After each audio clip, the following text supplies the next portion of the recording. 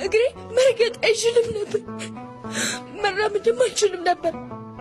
ከዛም እዚህ መጥቼ ይኸው አንድ ቀን አልሞላኝም። ዛሬ በጠዋት መጣሁ፣ ተጠመኩኝ፣ ይኸው መራመድ ችያለሁ። እመቤቴን አመስግኑልኝ እና እመቤቴ ጨርሳ ትማርሽ በሉ።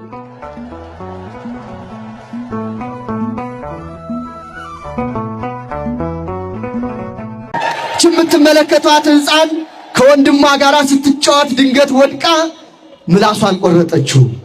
ከዛን ሐኪም ቤት ብድግ አርግተን ወሰድን። ሐኪም ቤት ሰፉት። ነገር ግን ከተሰፋ በኋላ ልጅቷ መናገርም መብላትም አልቻለች። እምናደርጋት አጣን፣ ተሰቃየን። ብዙ ሰዓት መናገር አትችልም። ነገር ግን ስውሯ ማርያም የብዙዎችን ሕፃናት አንደበት የከፈትሽ አምላክ የኔንም ልጄን ክፈችልኝ ብዬ እምነቷን ነው ቀባ ያደረኩት። እናቴ ድንግል ማርያም ክብር ምስጋና ይግባት። ዛሬ እማዬ አባዬ እያለች ምግብም ትመገባለች። ይሄው ለምስክርነት ይዣት መጥቻለሁ።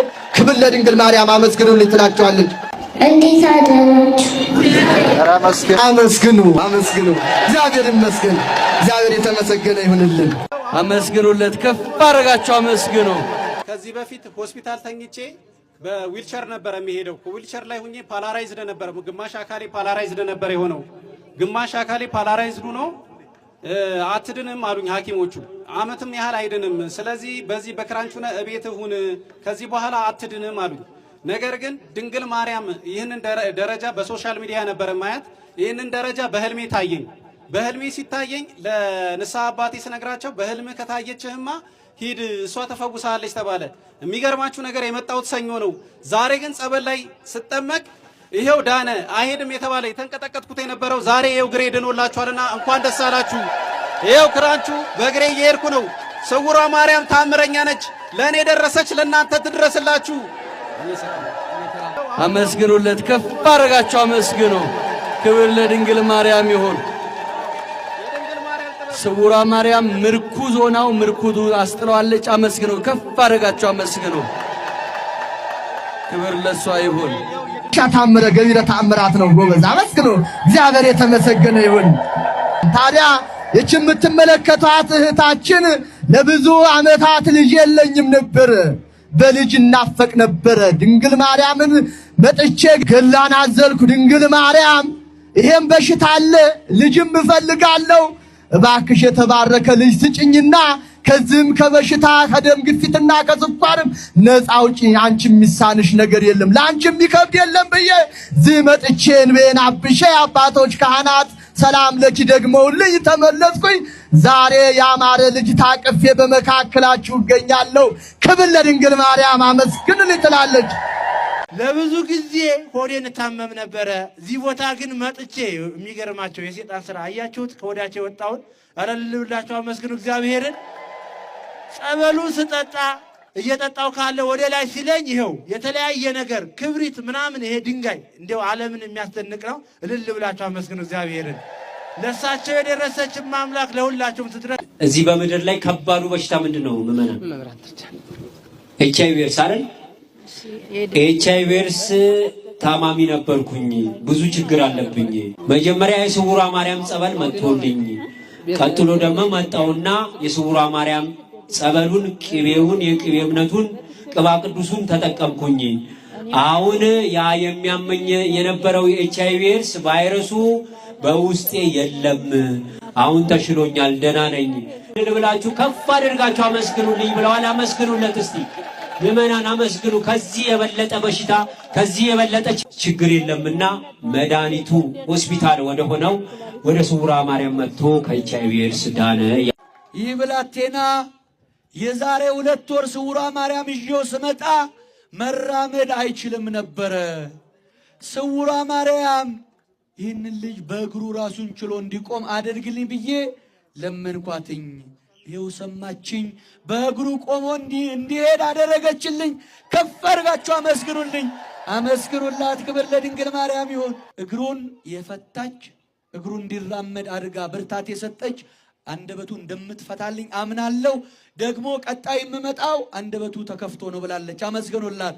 ክብር ለድንግል ማርያምን። ከፍ አድርጋችሁ ይህ ከፊታችሁ የምታዩት ህፃን የ5 ዓመት ህፃን ነውና ልጄ ነው። የደም ካንሰር ተብሎ በጥቁር አንበሳ ሲረዳ ቆይቷልና መሀል ላይ ከአቅም በላይ ሲሆንብኝ ስፈራ ኬሞውን እንዳይወስድብኝ ብዬ ለስውሯ ማርያም መጥቼ አታሳፍሪኝም እናቴ አደራሽን ብዬ አደራ ሰጥቻትኝ 7 ቀን ጸበሉን አጠጥቼ እየሄድኩኝ እንደሄድኩም በድሮ ውጤት ነው ኬሞ የሰጡት። ኬሞ ሰጡና መሀል ላይ አቋረጡ። ውጭ ሀገር ህክምና ያስፈልገዋል ብለው አንሰጠው መድኃኒት አናባክንም አሉኝና ስለ አድኗን ሁሌ ተንበርክኬ አልቅሼ ነግራት ነበረ አታሳፍሪኝም ብዬ ማለት ነው። አላሳፈረችኝም። እምነቷን ሰጠው ደጋግሜ ሰው አመጣልኝ። አላሳፈረችኝም። ደህና ሆነልኝ። ድጋሚ ቼክ ሲደረግ ለኔ የደረሰች እመቤቴ ለእናንተም ትድረስላችሁ።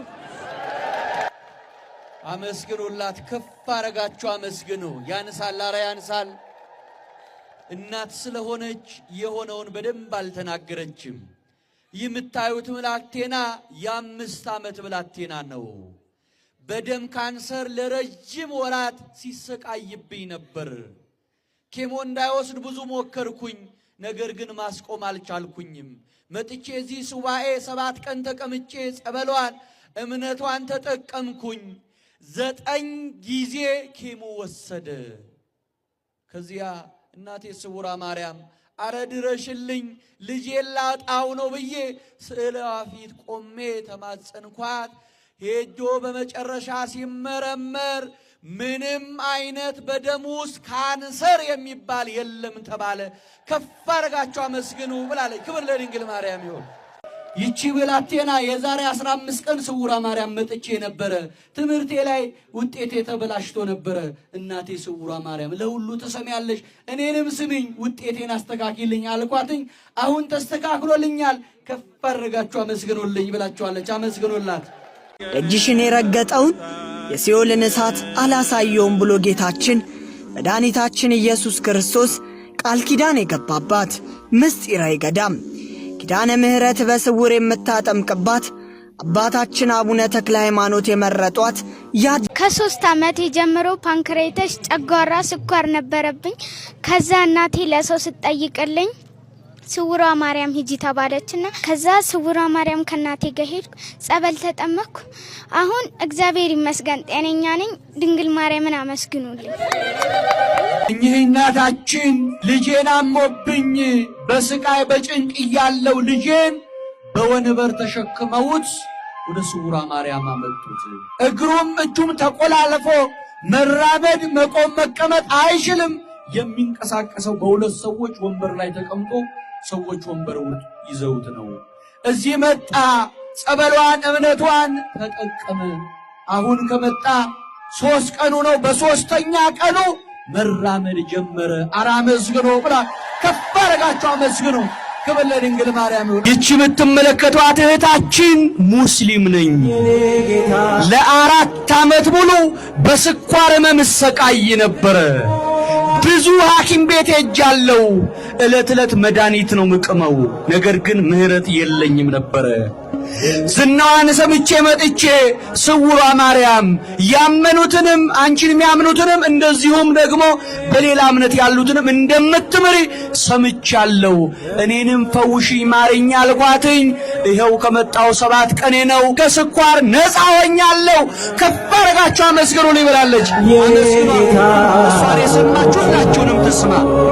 ሐዘኔን የምሻገረው ስምሽን እየጠራው ነው።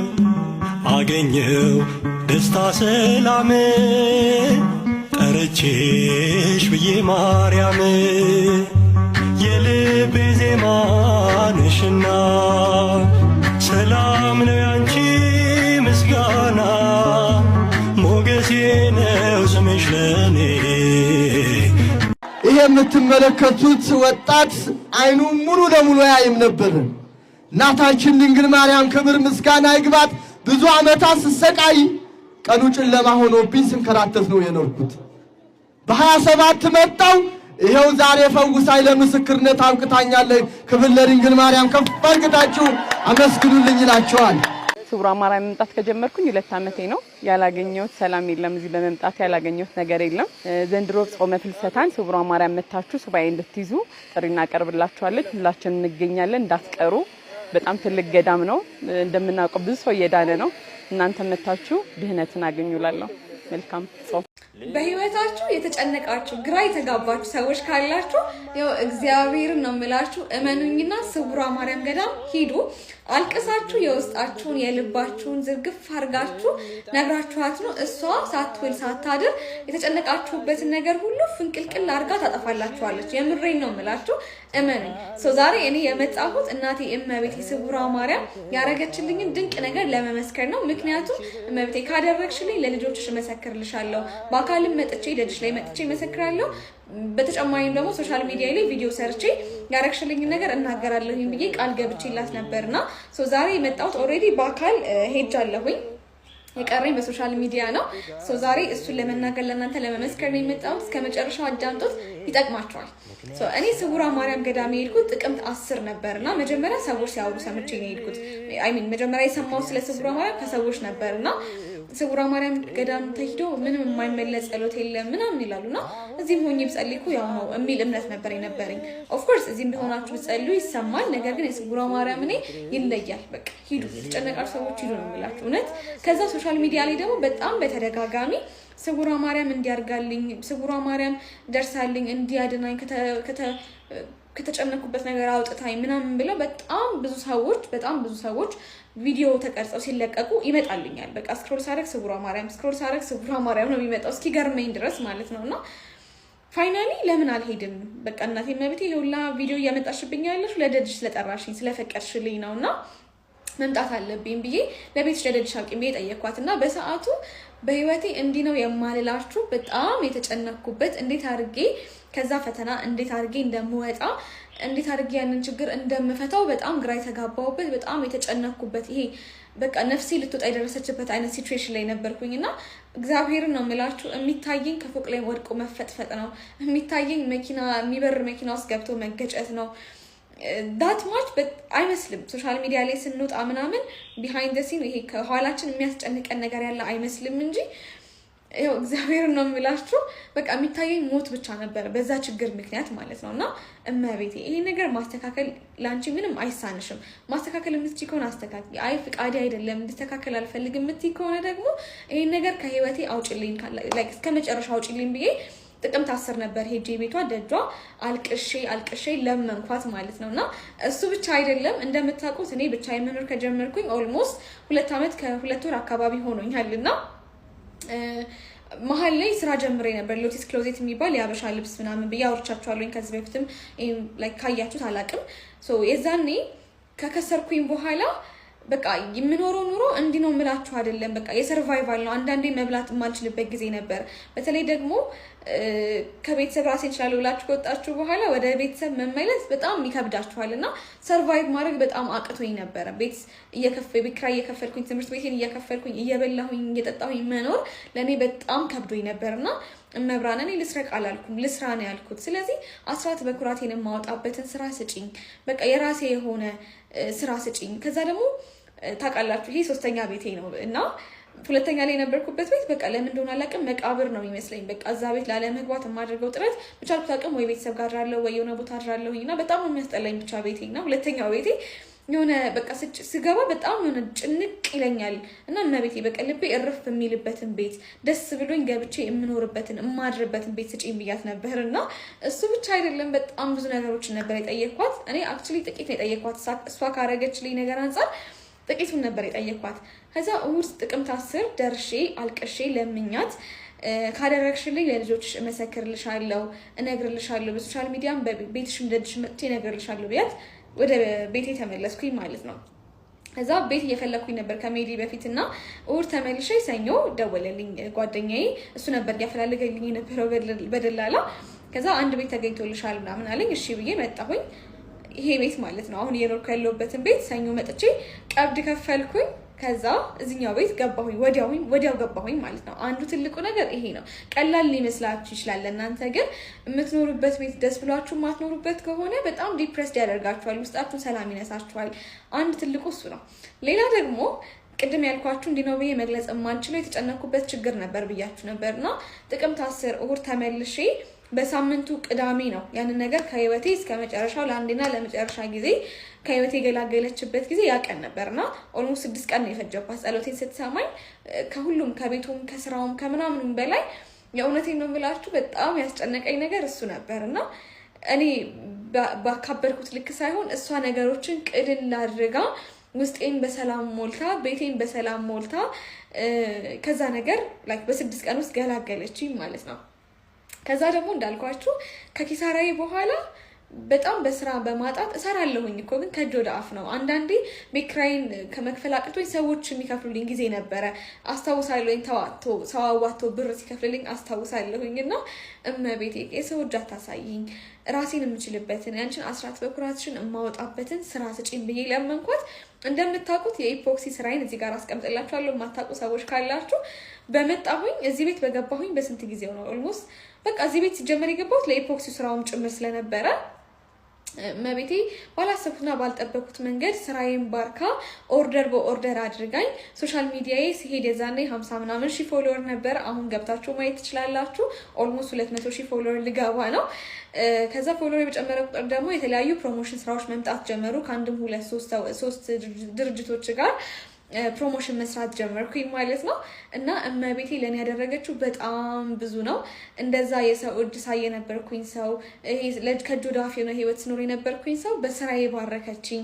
ያስጨነቀኝን ነገር ከህይወቴ ፍንቅል አድርጋ አወጣችልኝ። እና ያው ጉዳዩን ስለማታውቁት ምናልባት ለእናንተ ቀላል ሊመስላችሁ ይችላል። ለኔ በጣም ትልቅ ነገር ነው። በቤቴ ግቢ ብያት ነበርና በህይወቴ ገብታ በቤቴ ገብታ ቤቴ ኑሮዬን ሁሉ ባርካልኛለች። ከምንም በላይ ደግሞ ከሷ የሆነውን ሰላም ከሷ የሆነውን ደስታ እረፍት ሰታኛለችና ለኔ ደረሰች መብርሃን፣ ለኔ ደረሰች ስውራ ይቅርታ፣ ለእናንተም ትድረስላችሁ።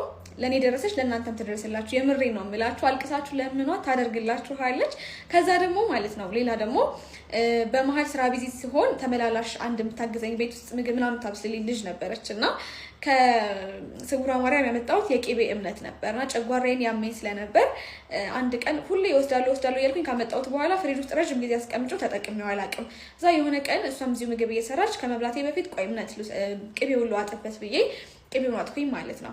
እሷም በጣም ኃይለኛ ደም የሚያስተፋ ጨጓራ ነበር የነበረባትና ትንሽ ስጪ ለኔ ምናምን ብለኝ እሺ ብዬ በማንኪያ ቀንሼ ሰጠኋት፣ ዋጠችበት።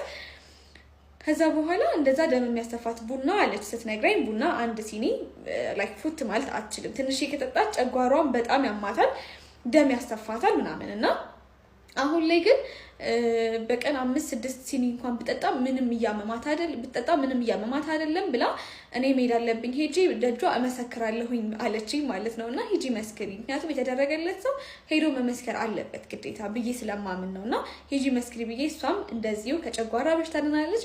እኔም ከዛ በኋላ ጨጓራዬ ሙሉ ለሙሉ ጠፍቷል። አሁን ላይ ምንም ጨጓራዬን እያመመኝ አይደለም።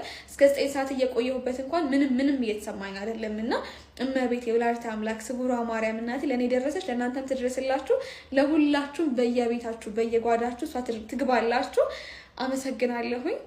የተጨነቃችሁ ሰዎች ስውሯ ማርያም ገዳም ሂዱ፣ ታመሰግኑኛላችሁ። እወዳችኋለሁ። ባይ። ለኔ የሆነችልኝ እንዴት ብዬ ልንገራችሁ? እግዚአብሔር እንዴት ብዬ ልንገራችሁ? እግዚአብሔር ምን ብዬ ለሷ ለኔ የሆነችልኝ እንዴት ብዬ ባልጠበቅኩ አትሌቶች ባለቤቴም አትሌት ነች፣ እኔም አትሌቴም በብዙ ዓመት በሰው መተት ስንከራተት ነበር። እመቤቴ ድንግል ሆይ ሰርተን እንዳልሰራ ነው ለፍተን እንዳልለፋ ነው ሆነን ከንቱ ልፋት ሆነን ቀራን ብዬ አልቅሼ ሄድኩ። ሄደን ሳምንት ባልሞላ እኛ በጠበቅን ሳን ነው እሷም በአቋራጭ የላባችንን ዋጋ በሌላ በአቋራጭ 1 ሚሊዮን ሰጠችን እመቤቴ ድንግል ማርያም። ያን ብርም ሳላስብ በህልም ያሳየችኝና የሆነ ካርታ ቤት ባዶ አግኝቼ ገዛሁበትና ባለቤትም አረገችኝ። እናቴ ለኔ የሆነችል ለኛ የደረሰችል ለእናንተም ትደረሰላችሁ። ከልብ ጽናችሁ ለምኑ። እኔ ብዙ መናገር አልችልም፣ ከብደኛል። እንዴት ብዬ ልንገራችሁ? እመቤቴን እልል ብላችሁ አመስግኑልኝ። የመኪና አደጋ ደርሶብኝ ነው የሐምሌ ገብርኤለት እግዚአብሔር አትርፎኛል። ከዛ እንደገና ሰይጣን ፈተነኝ። በ2 ወሬ እንደገና ከሆስፒታል በወጣ በ2 ወሬ አፈነኝ። ይሄ ጠቧል አሉኝ እስትንፋሴ። ከዛም ኦፕራሲዮን ትደረጋለህ አሉኝ። ሆስፒታል ሄድኩኝ። እኔ አልደረግም ቱቦ ውስጥ ይገባል ተብዬ እሷ ታውቃለች እመቤቴ ታውቃለች ብዬ አልደረግም ብዬ ወጣሁ። በወሯ በ24 ተክልዬ በ25 እዚህ ውስጥ አቧል ያሉኝ እንዲሰባልኝ። ከዛን ስውሯ እመቤቴ አላቅም በቃ በእንትን እንጂ አላቅም፣ ግን ጸበል ይዛ እዛ ሆስፒታል ሆኜ ኤመርጀንሲ ሆኜ ጸበሉን ይዛ መታ አንድ እህት እንዳው እመቤቴን ያረገቻት ጸበሉን ሰጠችኝ። ጸበሉንም አበሰችኝ። እዚህ አናቴ ላይም አፈሰሰችልኝ። ስውሯ ማርያም አንቺ ታውቂያለሽ፣ ይሄንን እዚህ ሳይቀደድ እዚህ ጋር ነበር ትቀደዳለህ የባልኩት። ቱቦ እዚህ ውስጥ ይገባል ነበር የተባልኩት።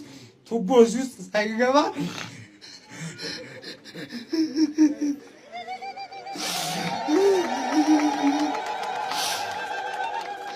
እሷን ተማጸንኳት። ሆስፒታል ገባው። ኦፕራሲዮን እዚህ ትደረጋለህ ስባል እዚህ ውስጥ ብቻ እሷን ለምንኳን በሰላም ከዚህ ካወጣሽኝ ለደግሽ ካበቃሽኝ ለክብርሽ መገለጫ ዣንጥላ ጧፉን ዘቢቡን ይዤ እመጣለሁ ብዬ ተሳልኩኝ። ስለቴንም ሰማችኝ። ይዤ መጣሁኝ። ለክብር እግዚአብሔር ይመስገን። አሁን እንደ ልብ ተነፍሳለሁ፣ እንደ ልብ ተነፍሳለሁ። የሚያፍነኝ ነገር ሁሉ ቆሟል። መብራን አመስግኑልኝ። ቅዱስ ገብርኤል በለጠቀሙ ያቆመኝን አመስግኑልኝ። ቆመ በእግር በቆመ ለመሄድ ያብቃ ብሉልኝ፣ ጸልዩልኝ፣ አመስግኑ፣ እግዚአብሔርን አመስግኑልኝ። እመቤቴ የስውሯ ማርያም ገዳም በዚህ ሰዓት በሶሻል ሚዲያ ላይ እንግዲህ እጅጉኑ መነጋገሪያ ሆኗል። እንደሚታወቀው ስውሯ ማርያም ገዳም እንግዲህ በአሁኑ ሰዓት በርካታ ምዕመናን ወደ ገዳሙ እየሄዱ የተለያዩ ፈውስና ተአምራቶች እየተደረጉላቸው ምስክርነት የሚሰጡበት በአሁኑ ሰዓት እጅጉኑ ታዋቂ የሆነ ገዳም ነው። መነጋገሪያ የሆነበትም ጉዳይ እንግዲህ እቺ ከላይ የምትመለከቷት ማስተዋል ወይንም አጸደ ማርያም የምትባል ግለሰብ ከአሁን በፊት በርካታ ቅሬታዎች እየቀረበባት የነበረ ሲሆን ከነዚህም ውስጥ እንግዲህ ገዳሙን የምታስተዳድረው እሷ ነች። እንዲሁም ከአዲስ አበባ ብቸኛ ጉዞ የምታዘጋጀውም እሷ ብቻ ነች። ያለ እሷ ፍቃድ አንድም መኪና ወደ ገዳሙ አይገባም። እንዲሁም በስውሯ ማርያም ስም እንግዲህ በተለያዩ ሶሻል ሚዲያዎች ላይ አካውንቶችን ከፍታ አጠቃላይ የሶሻል ሚዲያ አካውንቶችን የምታስተዳድረው እሷ ነች በመባል እንግዲህ ከፍተኛ የሆነ ቅሬታ ሲነሳባትም ነበረ።